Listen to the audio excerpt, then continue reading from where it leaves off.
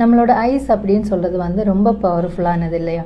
அதாவது நமக்கு ஏதாவது ஒரு ஃபீலிங்ஸ் இருக்குன்னா நம்மளோட பிரெயினில் நம்மளோட தாட்ஸில் வந்து சோகமாக இருக்கட்டும், ஹாப்பியாக இருக்கட்டும், ப்ரெஸ்டேஷனாக இருக்கட்டும், ஆங்கராக இருக்கட்டும், எக்ஸைட்மெண்ட்டாக இருக்கட்டும், நம்மளோட ஐஸு தான் அது ஃபஸ்ட்டு காட்டும். நீங்கள் என்ன தான் மறைச்சாலும் ஐஸ் வந்து காட்டி கொடுக்கும்னு சொல்லுவோம். அதாவது நம்மளோட பிரெயினோட மிரர் அப்படின்னு சொல்கிறது வந்து ஐஸு தான். அதே மாதிரி நம்ம உடம்புல ஏதாவது நோய் இருந்தால் கூட நம்மளோட ஐஸ் வந்து அதை எக்ஸ்ப்ரெஸ் பண்ணும்.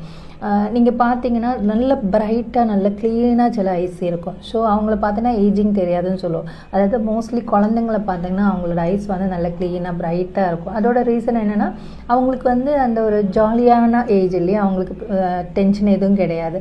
ஸோ அந்த ஒரு ஃப்ரீ மைண்டாக இருக்கிறதுனால நம்மளோட ஐஸ் வந்து நல்ல பிரைட்டாக இருக்கும்.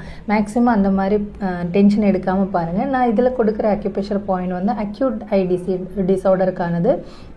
அதாவது நம்ம உடம்பு ஐஸில் வந்து ஸ்வெல்லிங்கோ, பேர்னிங்கோ, ரெட்னஸ்